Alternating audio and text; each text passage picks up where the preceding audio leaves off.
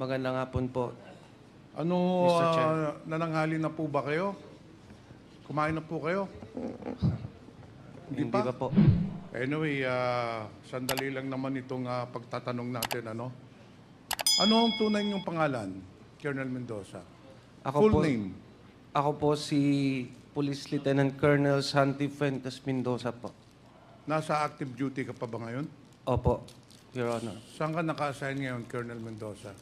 Ako po'y naka-assign sa Philippine National Police Drug Enforcement Group sa headquarters po. Ilang taon na po kayo sa serbisyo, Colonel Mendoza?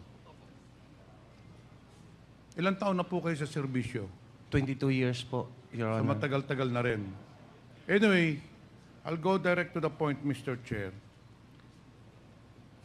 Meron po kayong sinumite dito sa komitiba na sinumpaang salaysay na 3 pahina po, Colonel Mendoza, o 4 pala na pahina.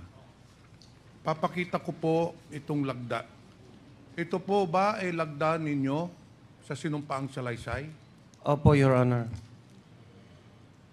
Itong sinumpaang salaysay mo, Colonel Mendoza, pinatututuhanan mo ba ang lahat ng nakasaad dito?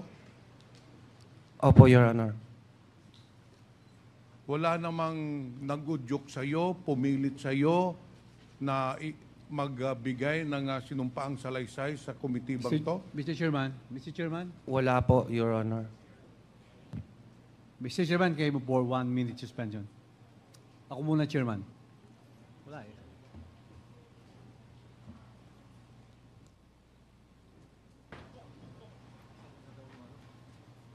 One minute suspension.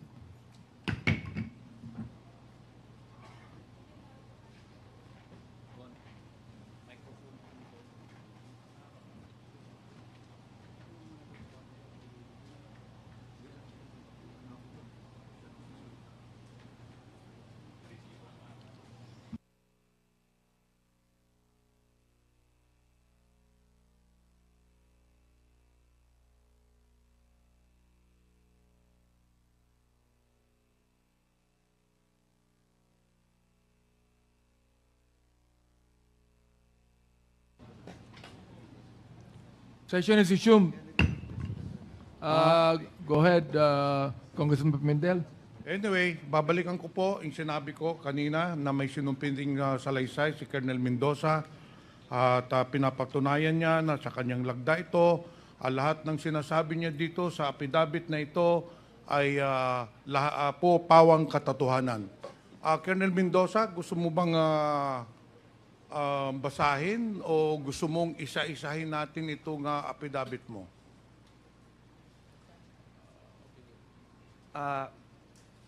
Your Honor, pwede po bang makahiling ng opening statement po? Sige. Mr. Chair, the resource person wants to issue a statement. Bago ko po Please ako... proceed, Colonel Mendoza. Maraming salamat po, Mr. Chair.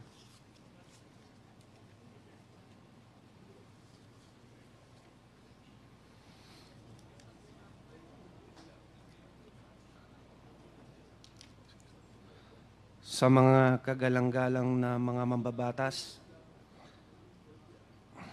at miyembro nitong respetadong Quad Committee, sa ibang mga bisita at mga kapwa-testigo, isang magandang at mapagpalayang araw sa ating lahat. Ako po si Police Lieutenant Colonel Santi Mendoza. Opo. Isang PNP member at sa kasalukuyang assigned sa PNP Drug Enforcement Group. Una sa lahat, nais kong pasalamatan ang mga miyembro ng komiting ito at ako'y pinagbigyan ng pagkakataon para mabigyang linaw ang mga issue at insidente kung saan lumabas ang aking pangalan kasama ang dating matataas na opisyal ng PNP. Nais kong ilahad sa komiting ito ang katotohanan at mga detalye patungkol sa naturang operasyon para malinis ang pangalan ng mga taong gustong idawit ng mga taong totoong may kagagawan. Ako po ay isang alagad ng batas. Matapat kong ginampanan ang aking tungkulin na walang pag-alinlangan at handang isakripisyo ang aking buhay para lang gampanan ang tungkuling iaatas sa akin ng mga nakakataas sa akin. Nais ko pong ipaalam sa kumiting ito na may mga lumapit na po sa akin na mga mataas na opisyal at maimpluwensyang tao at ipilit akong pinalalagda ng isang preparadong sinumpaang salaysay para idiin at idawit ang mga dating opisyal ng PNP at para mailayo ang isyu sa mga totoong tao na nag-utos sa akin para gawin ang masabi ko na ngayon at mali at mapanlinlang na kautusan. Ako po ngayon ay voluntaryong magbibigay ng aking nalalaman at ilalahad ang aking naging partisipasyon sa isang pangyayari sa aking pagkakaalam ay bahagi ng aking tungkulin bilang isang tagasugpo ng salot ng ating lipunan, ang iligal na droga.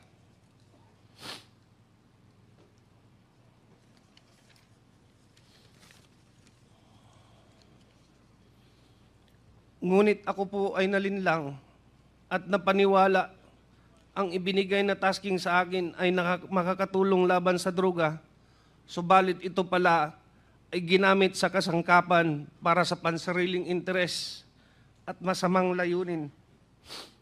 Ang paghahayag kong ito ay maglalagay sa panganib hindi lamang sa aking buhay, kundi kasama din ng aking pamilya. Subalit, ako ay may tungkulin na iwasto ang aking naging pagkukulang dahil ako ay nalinlang kaya't panindigan at haharapin ko kung anuman ang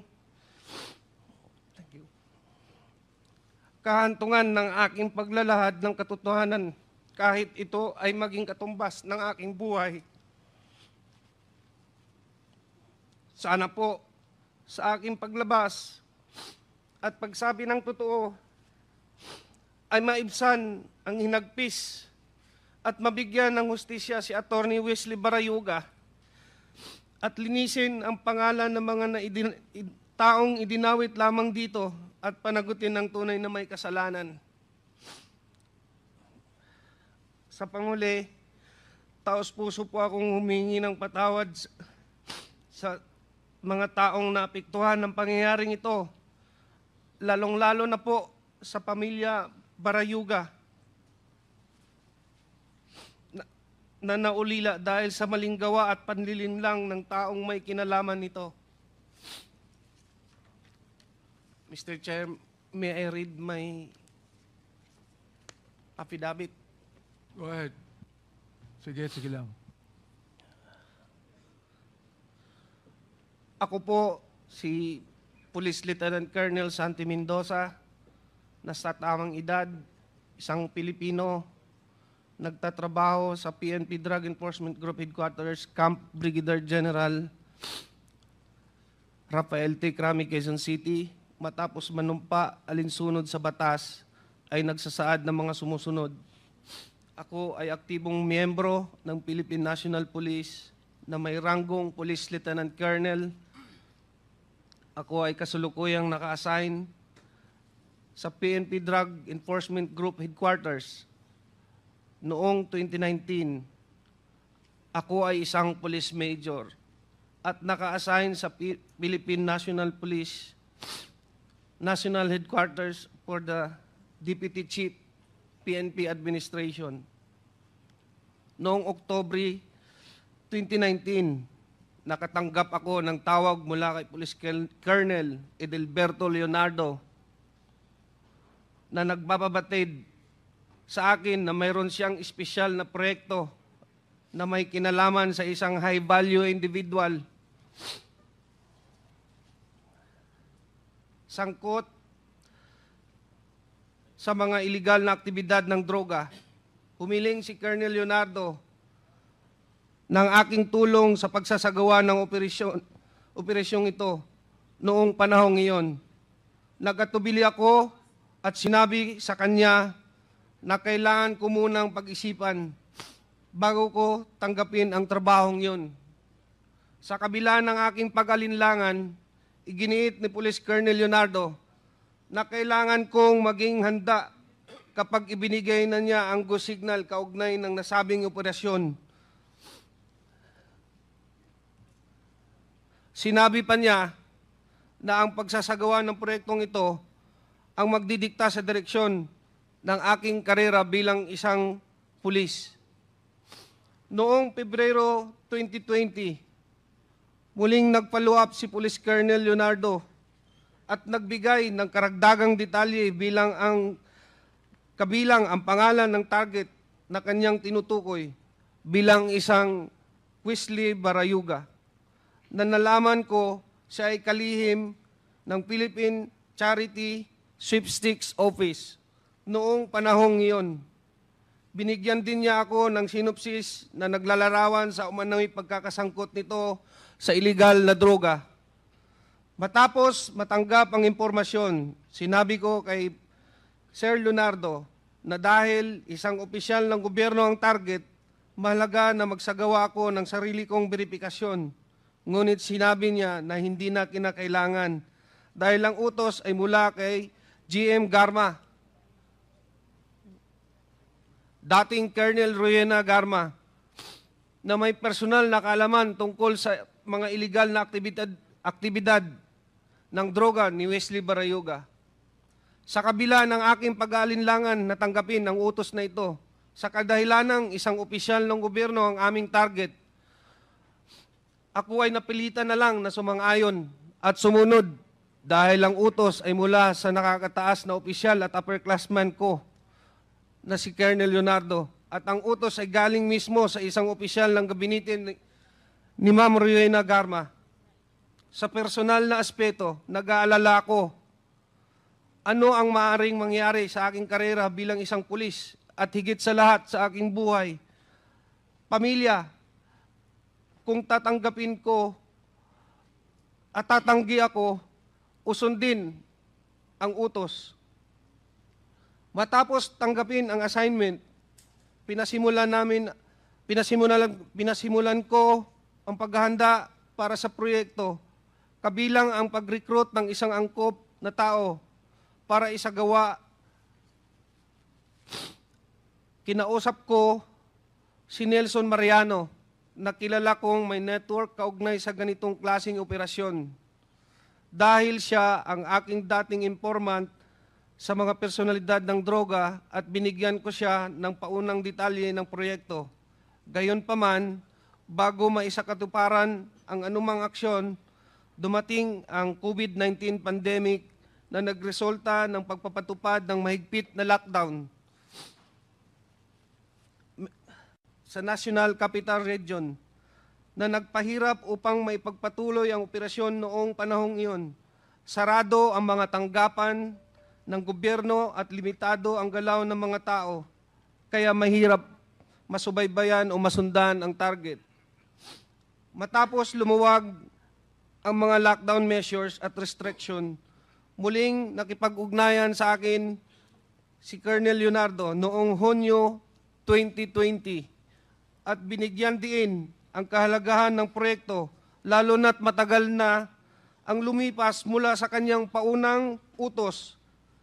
Sa kanyang panghihikayat, sumang-ayon ako na muling kausapin si Nelson Mariano upang alamin kung nakahanap na siya ng taong angkop sa itinakdang gawain. Nakumbinsi ko si Nelson Mariano na lumahok sa operasyon base sa intelligence report na tinanggap namin mula kay Police Colonel Leonardo, na siya namang nakuha niya mula kay Ma'am Garma. Nagsasaad na si Wesley Barayuga ay sangkot sa mga iligal na aktibidad ng droga. Sinabi rin ni Police Colonel Leonardo na may isang taong nagngangalang Tox ang makikipag-ugnayan sa akin at magbibigay ng karagdagang impormasyon tungkol sa target.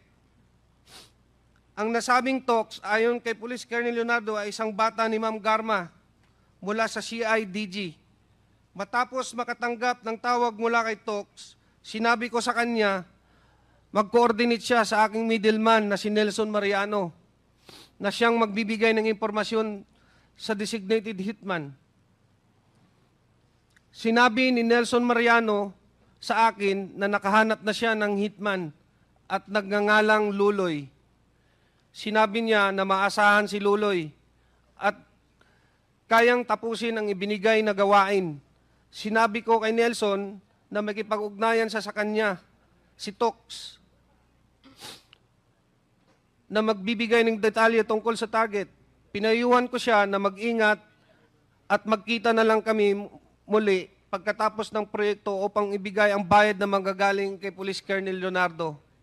Noong Hulyo 30, 2020, muling tumawag si Colonel Leonardo at ipinaalam sa akin na ang target na si Wesley Barayuga ay nasa PCSO at maari na naming isagawa ang operasyon. Ipinadala niya sa akin ang larawan ni Wesley Barayuga habang ito ay nasa conference meeting sa loob ng PCSO.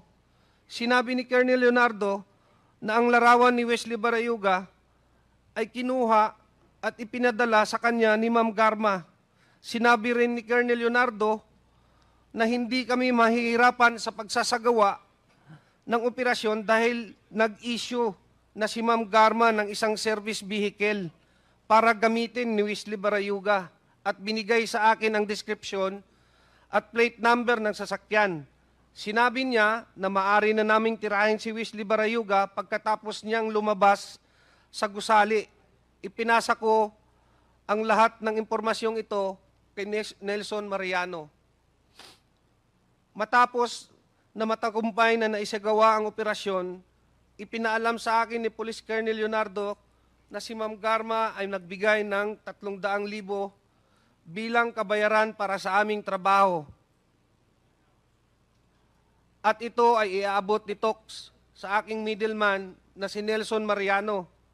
At nang magkita kami ni Nelson, inabot niya sa akin ng halagang 40,000 bilang aking bahagi sa kabayaran.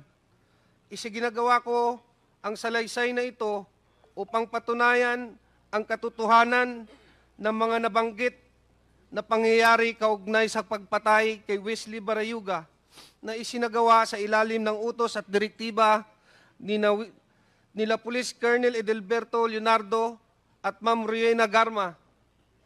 Bukod dito, ginawa ko ang pahayag na ito ng kusa. Walang anumang pamimilit, panggigipit o anumang uri ng kabayaran, salapi man o kahit anuman, at para sa anumang legal na layunin na maaari nitong paggamitan. Bilang papatotoo, aking nilagdaan ang salaysay na ito noong September 25, 2024 sa lungsod ng Quezon. Congressman Pimentel, go ahead. Mr. Chair, can I proceed with my interpellation? Go ahead, go ahead. Sinabi na naman ni Colonel Mendoza dito sa sinumong sa Mr. Chairman, Alaysay. this, with due respect, Congressman Pimentel, can you play the video, please, before you interpolate, Mr. Chairman?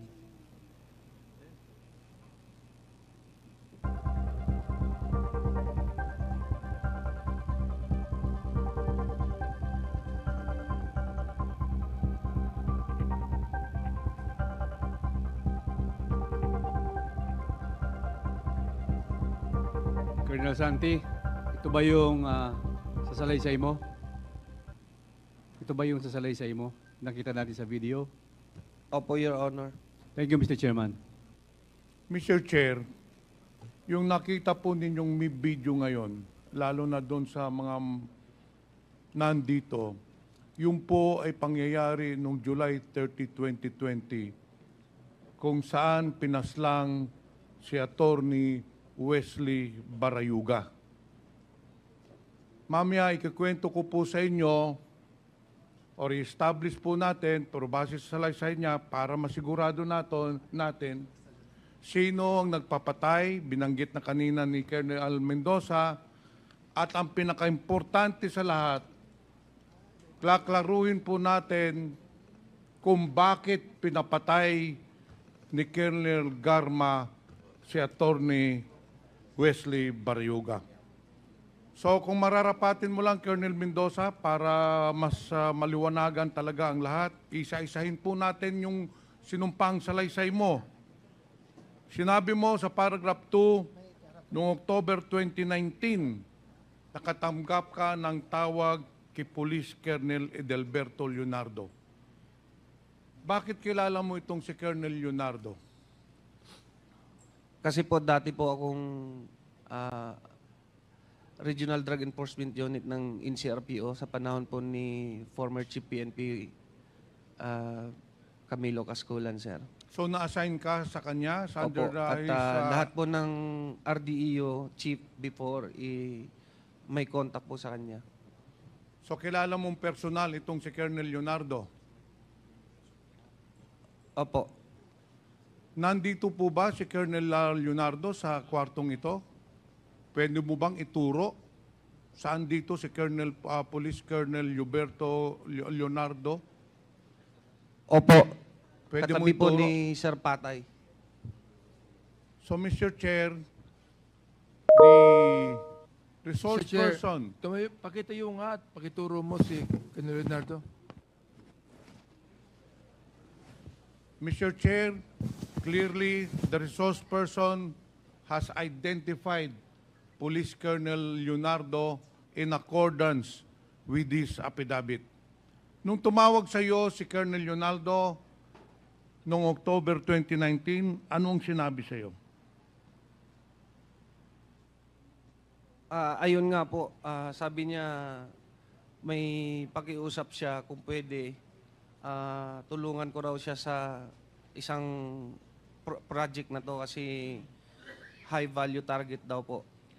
Ang Pero sinabi wala- niya sa iyo, nagpapatulong siya para sa isang malaking operasyon, sa isang high value target. Opo. Sa pagkakaintindi mo, nung sinabi sa iyo na pinakiusapan ka, ano ba ang ibig sabihin ng operasyon?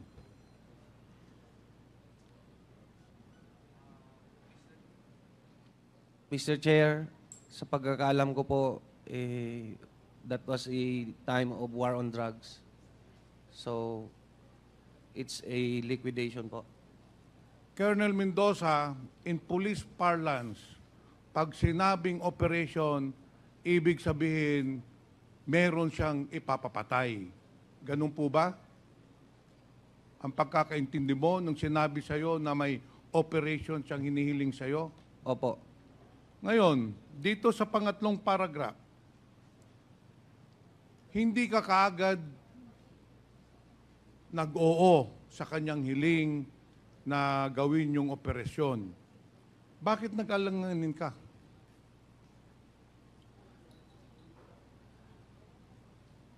Sir, wala na po ako sa RDEO kasi noon, sir eh. So hindi ko muna sumagot kay Colonel Leonardo na Opo, gagawin mo. Pero nung Pebrero 2020, tumawag na naman si Colonel Leonardo sa iyo at nagbigay na ng karagdagang detalye. Anong detalye yun? Sir, nilagay po nila sa listahan si Sir Wesley Barayuga po. So, in short, Colonel Mendoza, sinasabi ni Colonel Leonardo na yung target ng operation ay walang iba si Attorney Wesley Barriuga. Opo. At nagbigay po sila ng synopsis tungkol sa activity ni Sir Wesley Barayuga daw sa Pero that is very clear, drug Mr. Chair, activities. na fabricated yon para maniwala ka. Kilala mo ba yung Wesley Barayuga? Anong time na yun po? Hindi pa po. Nung February 2020 po. Hindi ko siya, naririnig ko siya sa ano sir, kasi secretary siya ng ano sir ng PCSO sir. Mr. Chair, yung binabanggit po ni Colonel Mendoza na sa pag-uutos ni Colonel Leonardo, si Attorney Wesley Barayuga po, for the information of everyone, is a retired police general, PMA Matikas Class 83. He was the corporate board secretary of PCSO. He assumed his position on January 24, 2018 until his death on July 30, 2020. Nagpag-abot po sila ni Colonel Garma. Si Colonel Garma naman po ay July 15, 2019 na talaga sa PCSO hanggang June of 2022. Balikan po natin yung sinampang salaysay mo. Matapos ma-identify ni Colonel Leonardo na ang target ay si Wesley Barayuga, sinabi mo sa kanya na tinanggap mo na yung assignment, hindi ba? Nung pagtawag sa iyo, tinanggap mo na yung assignment Opo. na operatan, papatayin si Attorney Barayuga. Ngayon, anong sinagot mo sa kanya? Hindi ba sinabi mo sa kanya? Yes, sir na lang po. Hindi ba sinabi mo sa kanya na, Sir, magsa-surveillance ako, i-verify ko muna kung sino yung target. Hindi po ba? Opo. Okay. Kasi nga po, government... Dahil hindi mo kilala yung Wesley Barayuga. Opo. Kaya sinabi mo kay Colonel Leonardo, Colonel, gagawa ko ng sarili kong investigasyon.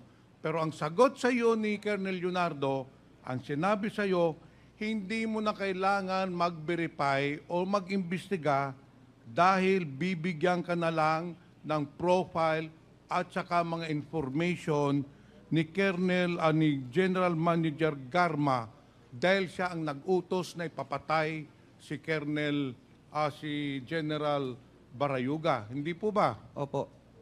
Okay. Dito tayo sa paragraph 8. So, inutusan ka na ni Colonel Leonardo na patayin si Wesley Barayuga, tinanggap mo na yung assignment, at nung tanggapin mong sa assignment, sinabihan ka na ni Colonel Leonardo na maghanda ka na para sa ating proyekto. Anong ginawa mong paghahanda? Sir, nag-recruit po ako ng angkop na tao para po sa trabahong inaatas niya sa akin, sir. Para ma-comply ko po sa kanya. In short, Mr. Chair, si Colonel Mendoza naghanap na ng tao na gagawa nung pagpaslang kay General Barayuga. Hindi ba, Colonel Mendoza? Yes, Your Honor. At sino pong nahanap mo na makakatulong na gawin yung pagpaslang kay General Barayuga? Your Honor, ang nakita ko po si Nelson Mariano po. Ipakituro nga dito, Mr. Chair, Colonel Mendoza, sino si Nelson Mariano? Ayang katabi mo. Ito po si Nelson Mariano. Anong sinabi mo kay Nelson Mariano? Ang sabi ko sa kanya na maghanap siya ng angkop na tao para sa trabahong to, Your Honor. In short, sinabihan mo si Mr. Nelson Mariano maghanap na ng hitman. Opo. Maghanap na ng hitman na siya ang papatay kay General Barayuga. Hindi po ba? Opo, Your Honor. Bakit mo kilala itong si Nelson Mariano? Isa ko po siyang informant nung dati po sa regional, nung nasa RDEO pa po ako ng NCRPO. Bakit Colonel Mendoza siya ang napili mong na maghanap ng hitman? Kasi po, sa pagkakalam ko, siya yung may kapasidad at may network po sa ganitong larangan ng trabaho po.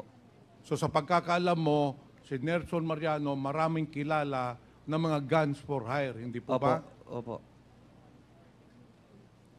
Ito ay nangyari nung lahat ng ito, yung pagpaplano, pag-contact ka Nelson Mariano, ay nangyari bago dumating ang COVID pandemic, hindi po ba? Opo. So ang nangyari, hindi natuloy yung proyekto. Hindi natuloy yung operation, nagantay kayo ng ilang buwan. Opo, Kasi Your Honor. nag-lockdown na nung pandemic, hindi po ba? Opo. Okay. Dito sa sinumpang salasay mo, sa paragraph 9, dahil lumipas na nga ang ilang buwan, hindi pa na-implement yung plano na patayin si General Barrioga, tumawag na naman po uli sa iyo si Colonel Leonardo at nakipag-ugnayan sa iyo. Hindi po ba? Tama po. At pagkatapos noon, tanawagan ka nung June 2020, hindi ba?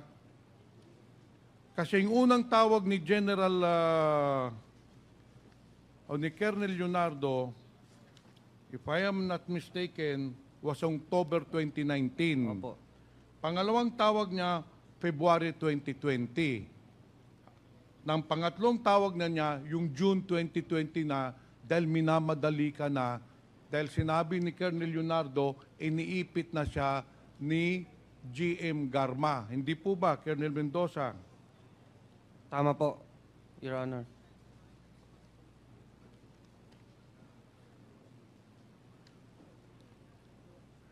Ngayon, nung na-contact mo na si Nelson Mariano, tumawag uli sa iyo si Colonel Leonardo at sinabihan ka na may isang taong nagngangalang Tox na tatawag sa iyo, hindi ba? That day po yun na sa sir sa Your Honor na tumawag sa akin. The same time lang po yun. Tapos nag-relay siya na may talks na magkipag-coordinate nga daw sa amin na Yun tao ang ni- makikipag-coordinate Opo. niya sa iyo. Anong sinabi exactly ni Colonel Leonardo sa iyo? Sino itong Tox na ito? Si Tox daw po, bata ni Ma'am Garma. Kung sa pagkakaalam ko ang driver security. Mr. Chair, kung hindi ako nagkakamali, itong talks ay yung talks na pinakita na litrato ni Chairman Dan Fernandez kanina, who is still employed with the PCSO, and sabi na nga ni Colonel Mendoza, tao at bata ni Colonel Garma. Nung tinawagan ka na ni Tox, anong sinabi sa iyo?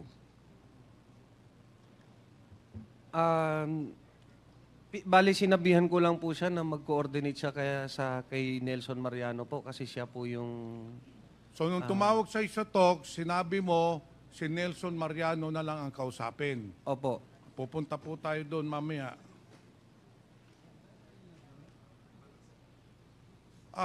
Nelson Mariano, nung nagkausap kayo ni Tox, anong pinag-usapan ninyo? Magandang hapon po, Your Honor. Oh. Binibigay niya po sa akin yung mga impormasyon, lahat ng detalye, sasakyan, at oras ng paglabas ni General Barayuga. So in short, binigay sa iyo ni Colonel Leonardo lahat ng information, whereabouts ni General Barayuga. Ang nagbigay po si Tox. Si Tox na ang Tox po. nagbigay. Ngayon, sa paragraph 12, Colonel Mendoza, nagkausap kayo ni Nelson Mariano at sinabihan kang nakahanap na siya ng hitman. Ano ang pangalan ng hitman na nahanap niya? Ang sabi ni Nelson, alias Luloy daw po. Alias Loloy. Opo. Ano naman ang sinabi ni Colonel Leonardo sa iyo, magkanong ibabayad doon sa hitman na si Loloy? 300,000 daw po galing kay Ma'am Garma. So very clear na sinabi niya yung 300 piso na ibabayad kay Loloy na yun ang papatay kay kay General Barayuga ay manggagaling kay Colonel Garma. Yung po ba? Opo, Your Honor. Mr. Chair, the plan was set from the very beginning.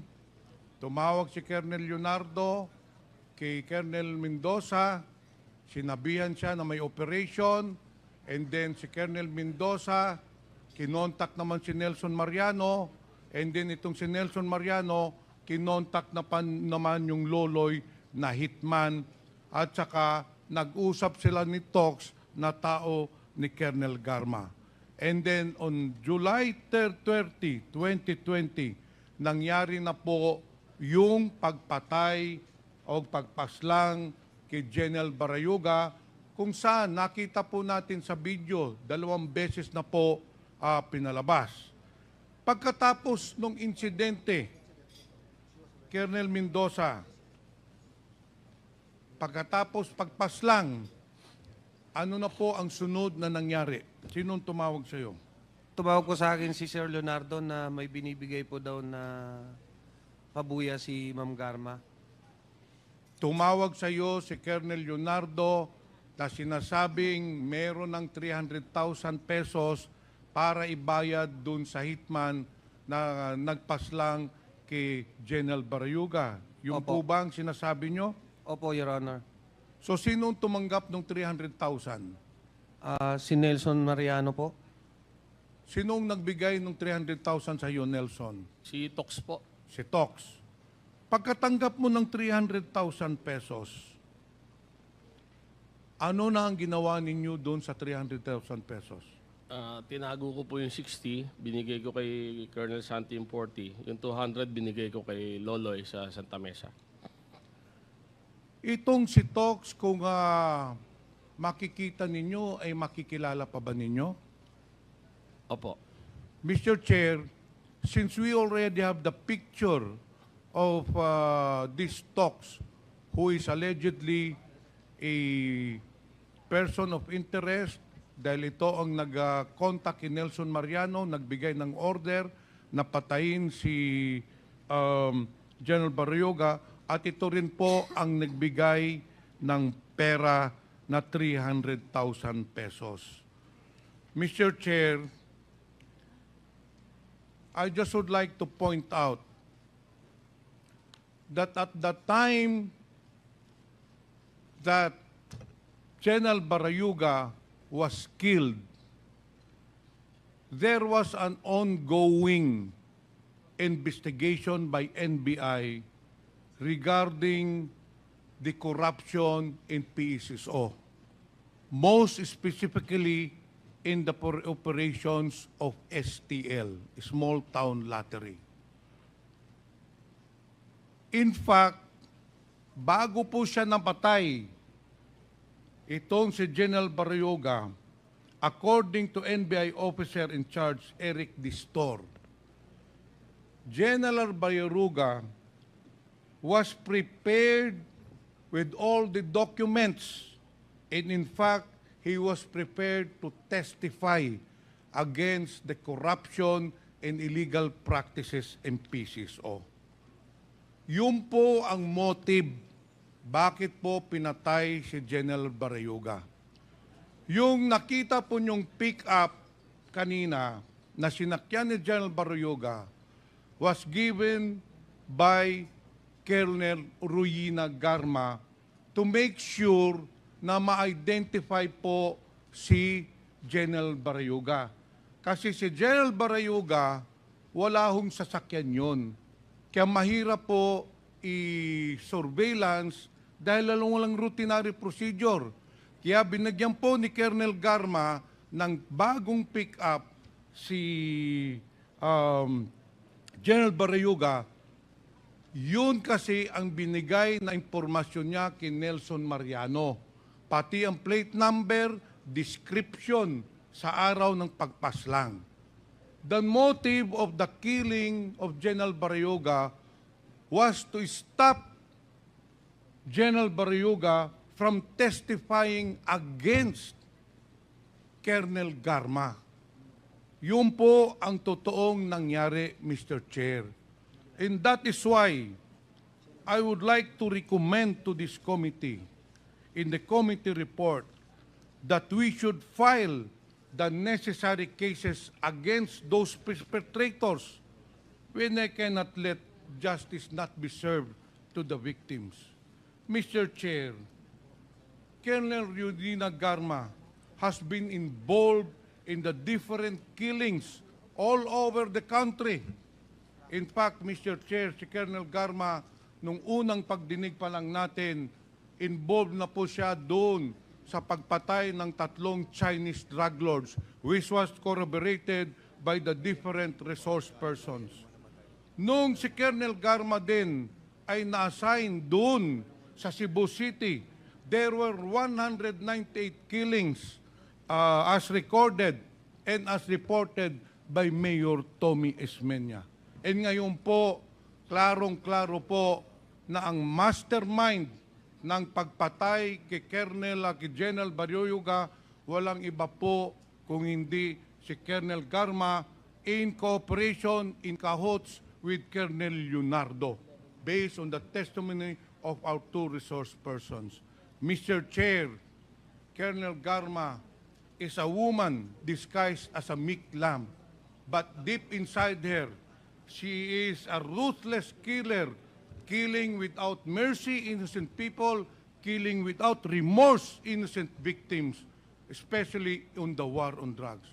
Kaya, Mr. Chair, I appeal that we should include in the committee report to file murder charges against Colonel Garma and Colonel Leonardo.